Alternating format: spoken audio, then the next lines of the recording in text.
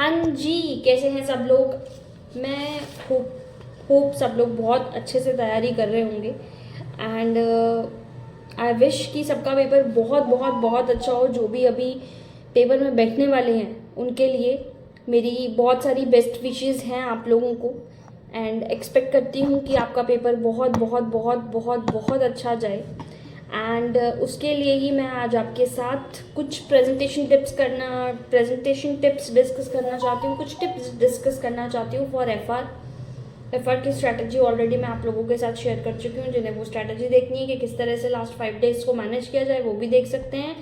Plus जिनको tips या presentation tips चाहिए वो इस वीडियो को रेफर कर सकते हैं। Before getting started, please like this video, share this video, subscribe to my channel. All the very best to you all. अब start करते हैं without wasting any more time.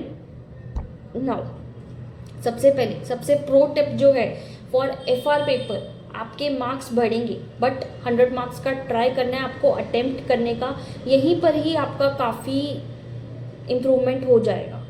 जहाँ मेन स्टूडेंट, जहाँ बहुत सारे स्टूडेंट्स लैक करते हैं, that is coverage of the paper की कवरेज ही नहीं हो पाती है, तो वहाँ पर एक स्टूडेंट लैक करता है। नेक्स्ट जो मेरी साइड से टिप आ रही है आपको, अगर कोई नया क्वेश्चन है तो उसको लास्ट में अटेम्प्ट करना, उसको स्टार्टिंग में अटेम्प्ट नहीं करना।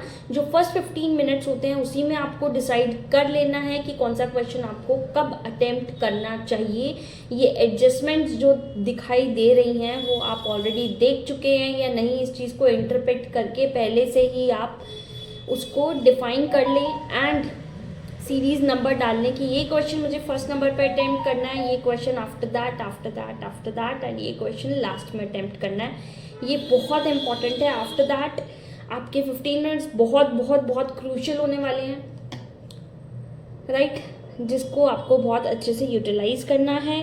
प्रॉपर वर्किंग नोट्स आपके पेपर में होने चाहिए, डेफिनेटली होने चाहिए। आफ्टर दैट जो बिजनेस कॉम्बिनेशन है उसमें मैं आपको सजेस्ट करूँगी कि आपको सबसे ज़्यादा जो रिक्वायरमेंट होती है दैट इज़ कॉन्सेप्चुअल क्लैरिटी की रिक्वायरमेंट है। छोटे छोटे जो क्वेश्चंस हैं, जो कंसोलिडेशन के छोटे छोटे क्वेश्चंस होते हैं, वो आपको रेफर करने की ज़रूरत नहीं है। आप डायरेक्ट लॉन्ग क्वेश्चंस पे जंप कर सकते हैं बिकॉज उसमें से छोटे क्वेश्चंस नहीं बनाता है इंस्टीट्यूट। उसके बाद कुछ बच्चों को ये दिक्कत आती है कि कौन से क्वेश्चन प्रैक्टिस करें क्योंकि टाइम कम रह गया है, तो आप स्टडी मैट के क्वेश्चंस को फॉलो कर सकते हो। TYQ भी येस करने हैं। TY के जो क्वेश्चंस होते हैं, TY के क्वेश्चंस होते हैं, टेस्ट योर नॉलेज क्वेश्चंस, वो आपको डेफिनेटली इंक्लूड करने हैं अपनी स्टडीज़ में। उसके बाद इजी क्वेश्चन को नहीं छोड़ना है। कहीं आप सोचो कि हाँ ये मेरे लिए इजी है, ये मैं छोड़ देता हूँ, no, that is a very wrong approach. कई बार इजी क्वेश्चंस में से पेपर बनता है और वो अटेम्प्ट नहीं हो पाता है क्योंकि हम रिवीजन नहीं करते हैं उसकी। सो मेरी साइड से ये टिप है कि आपको please please please easy questions को इग्नोर नहीं करना है। अगर आपने इग्नोर किया तो हो सकता है पेपर आपको इग्नोर कर दे। ओके, सो इस चीज़ पे ध्यान रखेंगे। फोकस ऑन न्यूमेरिकल पोर्शन पे फोकस करेंगे बिकॉज 70% ऑफ द पेपर आपका न्यूमेरिकल रहता है एफआर में। तो आप ट्राई करो कि फोकस करो, वहाँ पर मार्क्स ज़्यादा मिलते हैं न्यूमेरिकल में। बाकी जो थ्योरेटिकल में स्ट्रॉन्ग है वो थ्योरेटिकल पोर्शन को भी स्ट्रॉन्ग कर सकते हैं, ठीक है। आफ्टर दैट सबसे इम्पॉर्टेंट चीज़ जो है, जो बैलेंस शीट में नोट नंबर का कॉलम होता है वो ज़रूर बनाना है आपको। उस चीज़ के मार्क्स आपके डिडक्ट हो सकते हैं। प्लस MTP सिलेबस के साथ साथ करते जाओ। जैसे ही आपका टॉपिक कंप्लीट हो रहा है, MTPs एंड RTPs एक नज़र लगाते जाओ। Most of the question same होते हैं जो आपकी बुक्स में ऑलरेडी कवर्ड होंगे, जो कभी ना कभी पास्ट में आए होंगे। बहुत कम क्वेश्चन ऐसे मिलेंगे जो नए फ्रेम हुए, वो आपको देखने पड़ेंगे, ठीक है। तो साथ ही साथ देखते जाओ, इसको लास्ट डे के लिए मत छोड़ना। हो सकता है आप पैनिक करो अगर कोई नया क्वेश्चन लास्ट डे पे देखोगे तो, इसलिए यही प्रेफरेबल है कि आप इसको जैसे ही आपका टॉपिक कंप्लीट हो उस टॉपिक से रिलेटेड क्वेश्चंस को ज़रूर कर लेना। आफ्टर दैट इसमें स्टेप वाइज मार्किंग होती है, ठीक है। तो ऐसा नहीं सोचना कि मुझे ये क्वेश्चन नहीं आता तो मैं इसको छोड़ दूँ या स्टार्ट भी नहीं करूँ। At least you should give it a start. किसी भी क्वेश्चन को स्टार्ट करो, जितना आपको आता है उसमें ज़रूर लिखो। तभी मैंने वीडियो की स्टार्टिंग में ही आपको ये बात बताई थी कि 100 मार्क्स का अटेम्प्ट करोगे तो वो आपके लिए बहुत बेनिफिट देगा। आफ्टर दैट अभी से ही टाइम बाउंड स्टडी करो, राइट। अभी से ही आपको टाइम बाउंड स्टडी करना है। ऐसे नहीं करना है कि लेके बैठे हैं हम, ठीक है, कंप्लीट नहीं हो रहा तो चलता रहे, नो। 6 आवर्स 7 आवर्स एक टॉपिक को अलॉट करना है जो बड़ा टॉपिक है, 2-3 आवर्स छोटे टॉपिक्स को अलॉट करो और इस तरीके से पढ़ाई करो। अभी टाइम बाउंड चलना पड़ेगा। प्लस पेपर में भी अगर किसी क्वेश्चन में आप अटक रहे हो तो स्पेसिफिकली आपको ये मैं कहना चाहूँगी कि आपको मूव ऑन करना पड़ेगा at a certain period of time. 25 minute का या 30 मिनट का एक क्वेश्चन को टाइम दो। अगर इससे ज़्यादा लग रहा है तो क्वेश्चन छोड़ के आगे बढ़ने में ही समझदारी है, वो उसी में अटके रहोगे तो पेपर छूट जाएगा। तो ये चीज़ का ध्यान रखना है। एटलीस्ट जो आता है वो तो बिल्कुल नहीं छोड़ना है, जो नहीं आता है उसमें कुछ ना कुछ आप अटेम्प्ट कर सकते हो। ठीक है, this is from my side. Plus अब कुछ प्रेजेंटेशन टिप्स पे आ जाते हैं कि किस तरह से प्रेजेंट करना चाहिए पेपर को। दैट इज, सबसे पहले इंडियस का नाम आपको लिखना है, नंबर आपको लिखना है, पेपर में मेंशन करना है, 2-3 लाइंस की एक्सप्लेनेशन पक्का से लिखनी है। अगर कोई प्रैक्टिकल क्वेश्चन आता है तो भी आपको लिखना है, इससे आपके मार्क्स डेफिनेटली इंक्रीज होंगे पेपर में। देन सबसे इम्पॉर्टेंट चीज़, वर्किंग नोट्स ज़रूर बनाने हैं। वर्किंग नोट्स के येस मार्क्स होते हैं, अगर आप नहीं लिखोगे तो मार्क्स डिडक्ट हो सकते हैं। आफ्टर दैट आप शॉर्ट फॉर्म भी यूज़ कर सकते हो। फॉर एग्जांपल PPE आप लिख सकते हो, मार्क्स डिडक्ट नहीं होंगे। PV फैक्टर में 3 डेसिमल तक आपको आंसर लिखना है, ये चीज़ का ध्यान रखना। प्लस अमाउंट अगर रुपीज़ में दी हुई है तो फुल अमाउंट रुपीज़ में आप उसको आंसर करके लिखना लास्ट में। इसका भी हाफ या 1 मार्क्स डिडक्ट कर सकता है एग्जामिनर।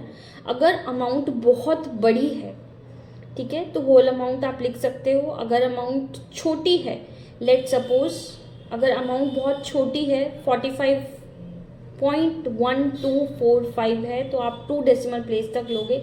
अगर अमाउंट बहुत बड़ी है तो आप उसको राउंड ऑफ करके ले सकते हो। आफ्टर दैट अमाउंट लैक्स में है तो आंसर में लैक्स ज़रूर लिखना, करोड़ है तो करोड़ में ज़रूर लिखना। बाकी सारी कैलकुलेशंस अगर कुछ नहीं कहा गया तो 2 डेसिमल प्लेस तक रहनी चाहिए आपकी। अच्छा, एक सबसे इम्पॉर्टेंट पॉइंट मैं डिस्कस करना चाहती हूँ लीजेस में। एट द एंड हम मानेंगे लीजेस में कि अगर कुछ नहीं बताया गया क्वेश्चन में तो एंड ऑफ द पीरियड में हम मानेंगे लीज को। एंड अगर कुछ हिंट दिया गया है तो बिगनिंग में मानेंगे। अब हिंट कैसा है, जैसे इंसेंटिव, किसी क्वेश्चन में आपको ये बोला गया incentive at the beginning of the year.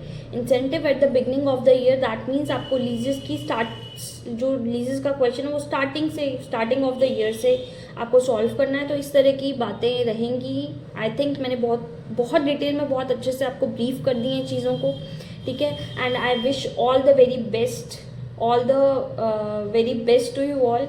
And अब मैं मानती हूँ कि आपका पेपर बहुत अच्छा जाने वाला है, पेपर बहुत अच्छा आने वाला है। एंड मेरी बात ये लास्ट में मैं एंड करूँगी इस चीज़ से, ज़रूर सुनना इस बात को, इस वीडियो को एंड तक ज़रूर देखना।